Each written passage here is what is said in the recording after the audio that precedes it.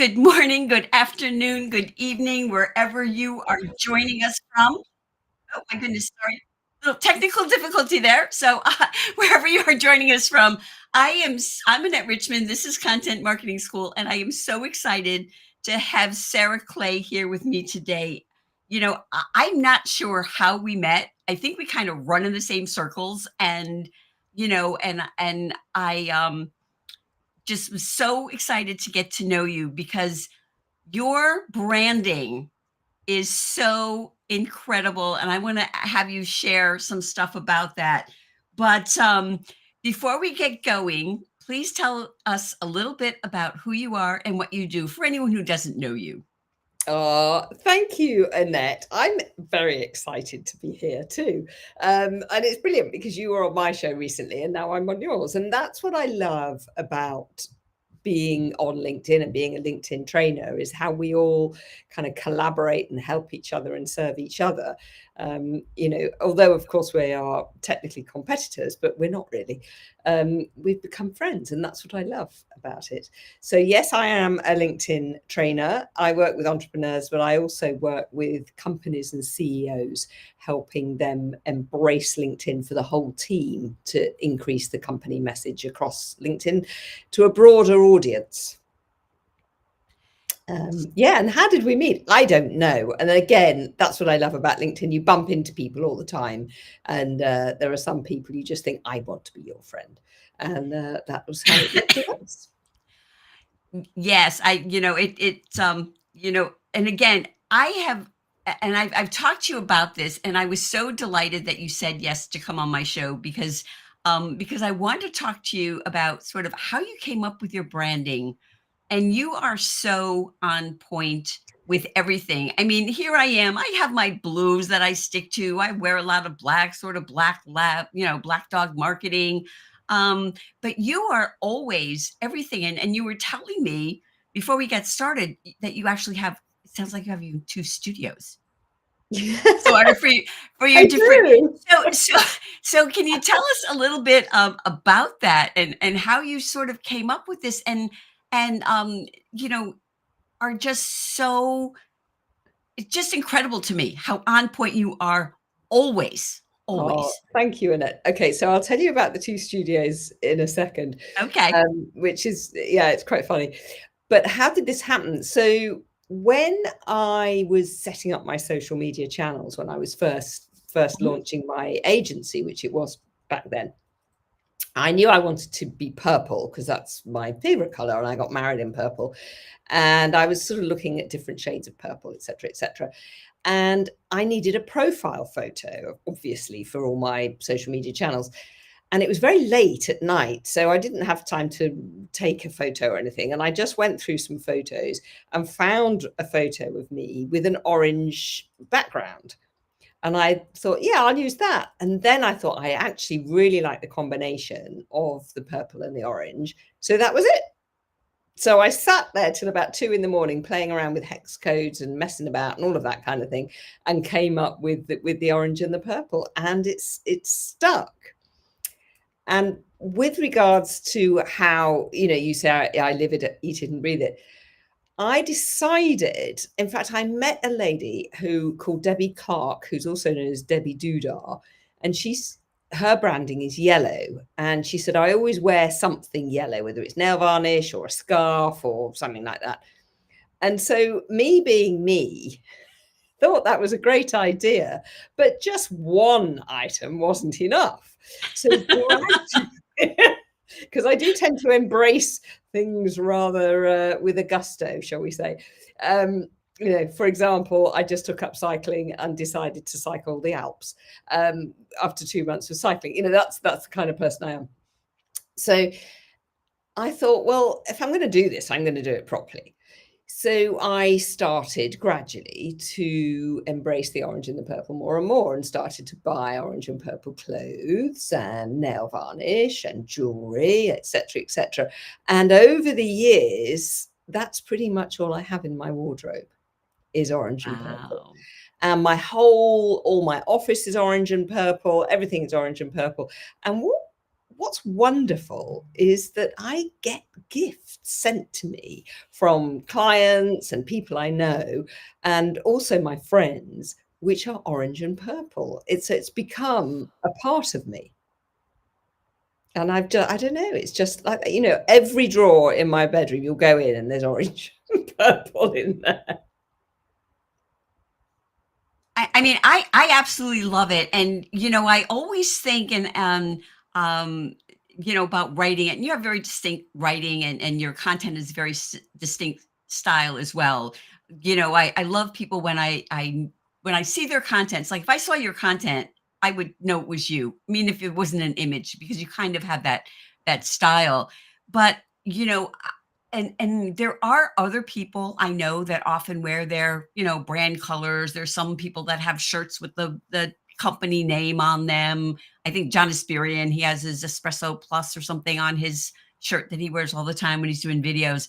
But I think the way you do it is, it's not boring, because, that's the thing. If you, to me, and boring has a bad connotation. I don't mean it in a bad way, but if it's the same all the time, it doesn't have that flair. And that's the thing too that I love about you, because you are so stylish also, and always with the no, it's true, always with the brand colors.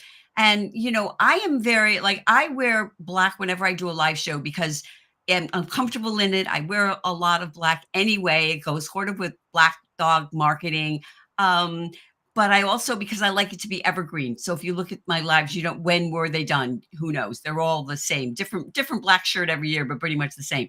But yours are so inviting and engaging when you do the photos. So, I told you I was going to ask you about this, because I'm curious what your practice is with the videos versus images. And I know, we both do both video and images. You do more images than I do, and your images are always interesting too. They're not just, even if it is a picture of you, it's always tied to the content in your post.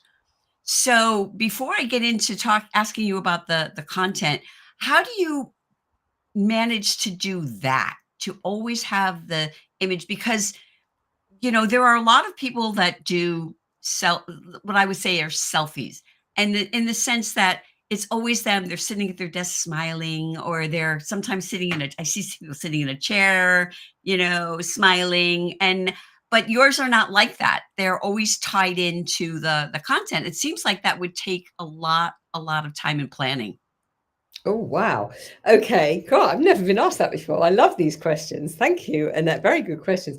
So, first of all, with regards to the branding, sort of to build on that, really, I think it's really important for people who are their own business, their own brand, to be. And in fact, interestingly, I was talking to Brenda about this, and you came up in the conversation because of Black Dog.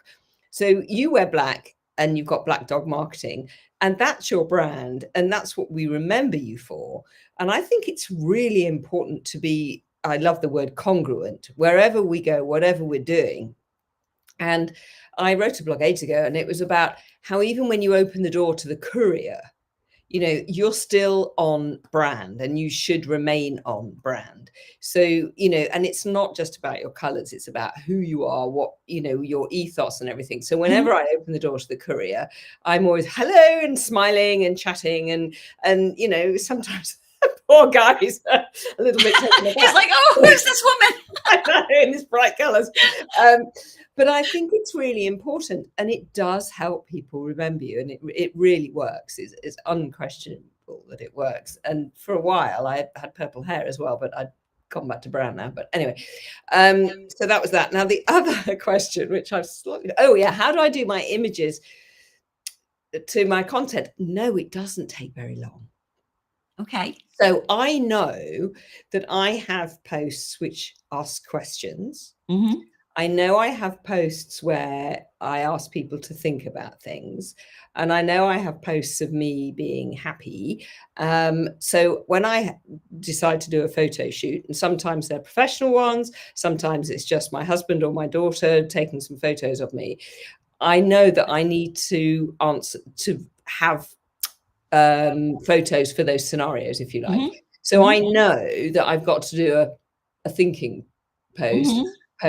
or a doing pose, or a smiley pose, or a silly pose. So I know I've got to do those.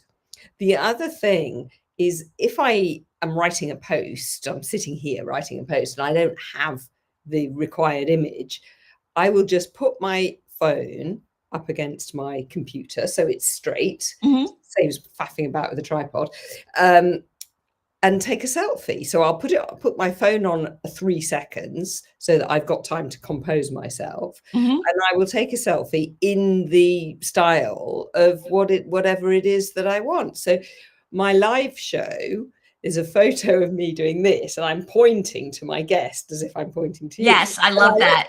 Yeah, so I literally sat here and did that, Uh-huh. and used that photo, and used the background remover tool in Canva, which is brilliant. Mhm. But what I have found is that photos of me not looking perfect, pulling a funny face, get the best engagement. Mhm. So Mhm. those are the photos that I'm going to be using, not always, but it's about just showing showing the audience who you are without looking necessarily polished and lovely and sitting and in your tidy desk. I do sometimes tidy my desk to take a wider shot.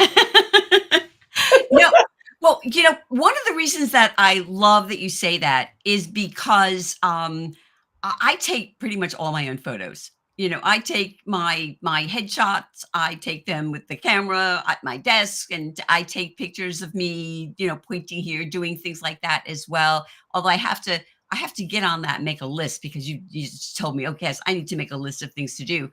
But, and people are often, people that I work with, and I'm sure people you work with as well, they're like, "Well, I can't get a new headshot, or I can't do this because I have to make the photographer," and it's like, it's really not that big of a deal to do it yourself. And as you say, people are not looking for perfection, even on your headshot on LinkedIn.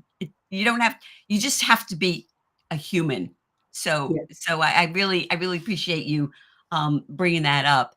So we were talking a bit before we went live about the idea, because as I was saying, we both do videos. You do more images, but I'm going to get into doing more images now that I have the plan that you just gave me myself.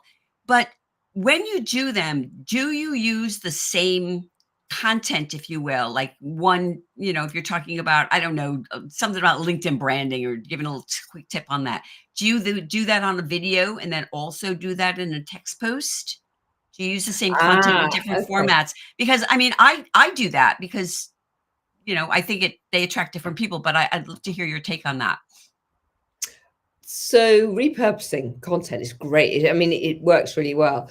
So what I tend to do is I'll write a blog, or I've written my book. Obviously, there's hundreds and there's loads of stuff in there, and I'll take bits out. Oh, she's got it. You Oh, mean this book here? Yes, this reading book, that book. yes.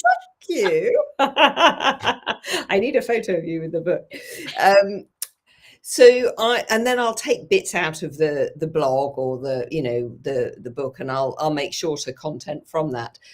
I tend to create, I call them sliders. We all call them sliders. I know Yes. you're not supposed to. So I tend to create sliders, and I'll also create an image post. Mhm. My videos tend to be my videos off my blogs are the longer videos that also go onto my YouTube channel. Mhm. I get them edited and stuff because they just look much better when you do that. But do you know what? I hadn't actually thought of repurposing the same content in a different format in that way. And I really like that idea, because you're absolutely right. It appeals, different types of content appeal to a different audience. Mhm. Mhm. So I'm going to take that and try that. Thank you. Yeah, no, I do that as well. And I'll take something because I do some of my videos, the short videos, I will do, as a script because I'll record one line at a time because it saves me time editing. I have to go back and, record, even 2 minutes if you're a minute and a half you're recording and then, oh, there's a mistake. Let me go back. So I do that and have turned those into other things. Um, and I know so for anybody that's listening, you're talking about the sliders, also called carousels, also Mhm. called, but they're actually document posts, Document post. PDFs, which is like the strangest thing, that are so popular, on LinkedIn.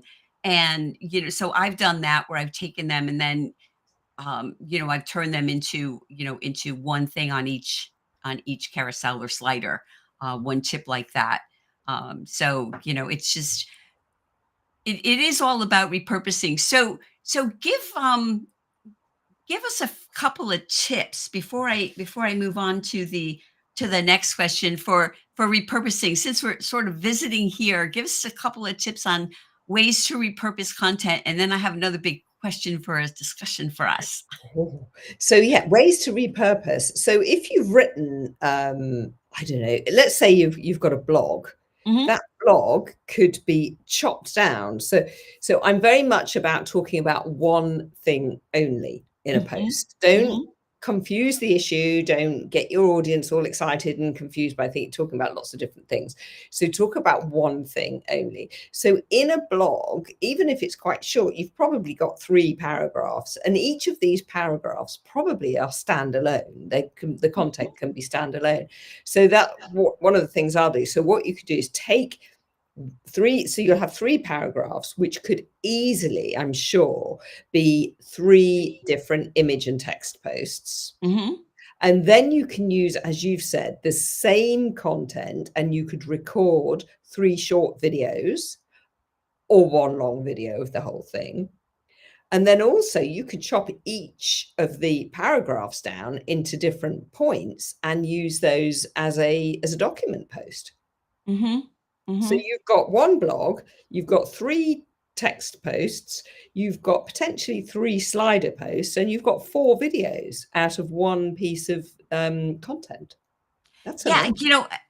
and part of the reason that I asked you this is so often what holds people back is there's like, oh, I don't know what to post about. I don't know what to do. Mm, And if you do think about it, in that way, that you can take things. And the thing is too that even if you're doing like the LinkedIn newsletter, which I'm actually behind. I missed a couple of months, but I generally do a LinkedIn newsletter. I try to do it twice a month. But not everybody's reading that. Not everybody's going to sit and read that. And no. even a text post, not everyone's going to sit and read, a text post in depth. But even if you do text post and then you do those in different videos or something, it's so much more. I've been reading increasingly. I did something, a little certification thing on LinkedIn, and they were talking about snackable content, that people don't want to have to sit there and slog through something. And even through the like the sliders, when you have people go on and they have like 25. I mean, who wants to do that? It's just too much. And I have a favorite line from one of the movies where they're taking a picture and the woman saying, "Well, which picture do you want?" The guy's, "Oh, take everything." It's like, no, sometimes more isn't better. It's just more, and Oh, I like that. it's not necessarily better. And so I love that you said that. So so what about video? We were talking about this before we went live, the whole video tab, which I guess it's been rolling out since March. And we both do videos, and every day I would check, look at my phone on the mobile device. Is there a tab? And then what it is for anyone who's not aware, it's a tab. If you go on the mobile version of LinkedIn, there's a tab on the bottom and it just says video. And if you click on that, it's like a TikTok like video feed. And and I just got it a couple of weeks ago. We were talking about, you said you don't have it yet, but they're just like, I don't, who knows how they roll this stuff out. But it's and I'm wondering if that is influencing you. I used to do everything in Square, Mm. because I could use it on LinkedIn, TikTok, which I do a fair amount on TikTok. There, anything's good on YouTube. But I think you've already been doing them kind of portrait mostly, I believe, your videos. So my videos are mostly landscape, Oh, horizontal. okay.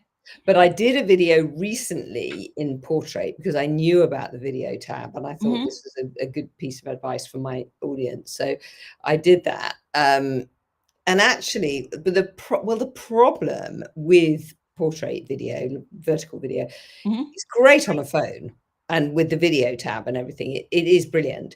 But on a computer, if you're watching it on a computer, you get sidebars, Yeah. which I find a bit annoying. Having said that, because it's longer, it stays in the feed longer. So if you're scrolling on your computer, I actually think psychologically there's a chance that more people will actually watch that video because it potentially could fill the whole screen because it's so Mhm. long.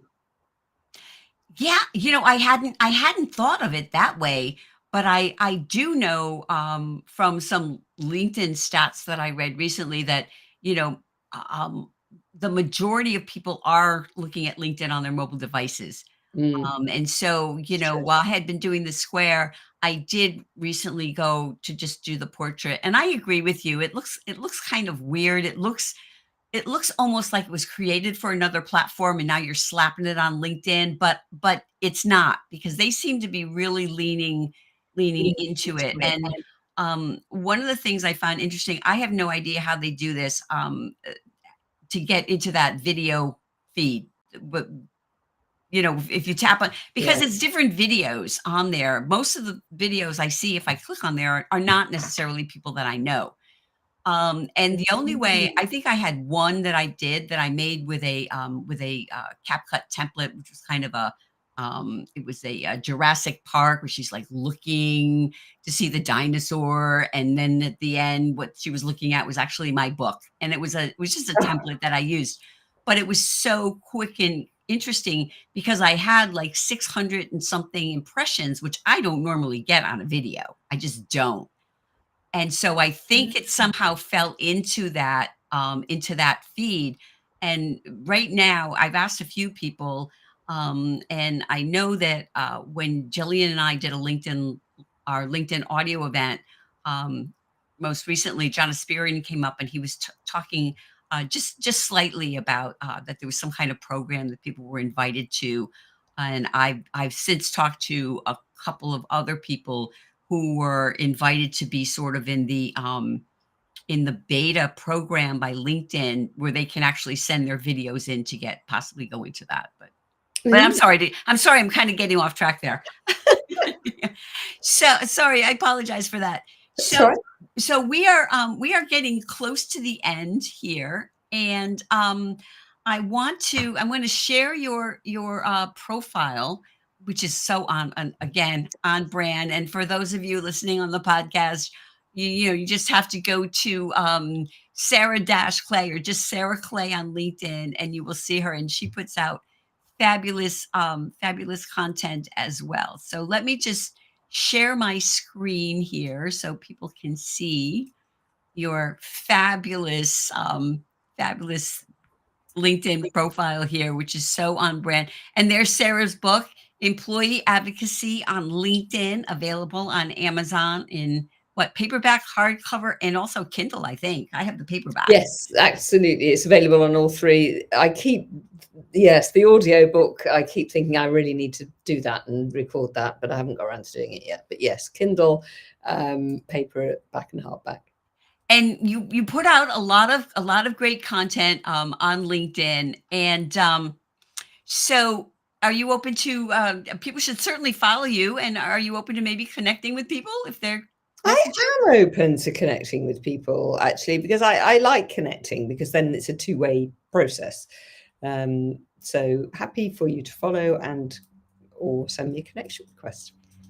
So thank you for that. And I just want to ask you, I always like to ask everyone who's on my show for their final thoughts. I mean, it's been interesting for me to chat with you. It's always a treat to chat with you anyway. But Likewise. what would you like to share that I haven't asked you and we haven't said, as we get down to, we have the last 5 minutes actually, so you can just go on. Well, I do want to talk about my 2 studios, which I did promise I Oh, would talk yes, yes, about. yes. So Yes, yeah, it's please. very, very funny. So I've got this purple wall here. It's just a wall. And the room that I'm in is very long and it's quite thin. But long, as I say, it's quite long. And a couple of years ago, I had a stand at a business show in London, and I had these fabric walls made for my stand. And one of them I have propped up further down Oh, here. And then wow. I got a Okay. little purple sofa, and it's purple, and that's where I do my B2B Live Lounge from. So I just sort of move everything down and do it from there. So, and it's just different, you know, it's just a little bit different. And I did think about doing this from my purple sofa today, but I thought I'd stick with the orange today. But yeah, so that's my Wow. two So do you just kind of slide, is your, camera and all that, is it set up on a rolling table or something that you could just slide No, down, it's or? hilarious. I should do it behind the scenes. So Oh, for sure. I have to get a little we've got a little chest of drawers which is in the hall. So I bring that in because it's the perfect height. Put that in front of the sofa, and then I just lift my computer, which has the camera stuck on the top. And then the lights I have to kind of shunt down that way. So it's a bit of a process, but it's fine, you Wow, know. wow. Yeah. I love that so much, and I love how you kind of fell into that, and and actually well, you are creative, so maybe that's why you didn't have to work with a designer or something, because people struggle coming up with colors, and I know Yeah, I that definitely have that. Yes, I've always been into color, and I used to. Well, I was a photographer for a while. Um, wow. one of my many iterations in my There well, career. there you go. That's so with the pictures, so you kind of have that advantage of having, how to frame and Yeah, everything. yes, I So, do. I know the rules of photography, and I was very into color photography, um, and I loved color photography much more than black and white. So yeah, yeah. yeah. Well, no, I love that because I actually, studied, well, I was an English major and a media studies minor, and so we used to do a lot of, made films, and, we actually had to cut the film and videos and all that stuff in college, and so, um, I think that's, but I am not, I don't have that artistic flair that you do. I mean, I just do not. I have to go and look for a color palette and do it that way. So I know, I know. So, Sarah, if you could give people who are watching this now or listening on the podcast, and they say, you know what, I've been to Sarah, and I'm looking at her profile, and I see what they were talking about, or I watched them watching the live show, and I see everything, and I see what you're wearing, and what is a tip for people who want to kind of get started, doing that? How do they start? So I one of the things I teach a lot and I talk about a lot is treating LinkedIn as if it were real life. So and just being yourself. So I really do try to help people demystify LinkedIn and get over the Mhm. hurdles, the fears, um, that we have to be perfect on LinkedIn. We do not have to be perfect. I tell you what we have to be on LinkedIn is ourselves. We Mhm. have to be ourselves. So taking your own photographs and just doing it with your phone, I think is perfect because it's you. It's you're not posing or whatever. You're just being you because Mhm. that's what people are buying. They're buying you. And if what they see on LinkedIn is a picture of you or, an idea of who you are, and then when they meet you in real life and you're different, that is not going to help the journey of trust. And it's so important that people trust us all the way along the journey because otherwise they're never going to buy, are they? The trust is the most important thing. So by being ourselves and just, you know, not pretending that we're this perfect person, I think that is the secret. I honestly think so. And I've worked with people in the past who have never created video, and I've sat there with them and created their first video. So I record my videos on Zoom and upload them. And I've never used any other platform. I haven't used any zhuzhy wuzhy toys or anything like that. And I've worked with clients and we've recorded our Zoom meeting, if you like. Mhm. And I've encouraged them and I've sat there with them while they're recording their videos. Mhm. And the first video I say to people who are nervous is, this is my first video. I'm really nervous, but I know that I've got to do this. And that is a fantastic first video, because what you'll get is people will support you and they will Mhm. nurture you and they will help you and you will grow in confidence. And that's so important. My first video I ever recorded took me all day to record it, because I stood behind here, I stood there, I went in the garden, I had a tree growing out my head, and in this, I didn't know how to edit in those days. So it had to be right all the way through. It was only quite short, but it had to be right all the way through. Mhm. I found a place just at the top of my stairs where the light was perfect. I nearly fell down the flipping stairs. It was hideous. All day it took me. And it was getting to the end of the day, and I thought, I've just got to do this and find one of these videos that works. So I found one that I recorded probably in the morning. Thought, right, I'm just going to post it. So I uploaded it to LinkedIn. I pressed publish, and I felt physically sick. I was so nervous. I was so nervous about this video going out. And do you know what happened? People loved it. Nothing happened. Oh, I thought the world would blow oh up or yeah. LinkedIn would strike me dead, or, but no, nothing happened. In fact, something did happen, because I got a client from that video. Because somebody that I knew from years ago saw my video in his feed, thought, oh, Sarah's doing LinkedIn training now. That's what I need. And literally booked me straight away. Yeah, it is, it's so true, and it's just a matter of what I tell people all the time is the more you do it, the easier it gets. I hate Absolutely. photos of myself. I hate the sound of my voice.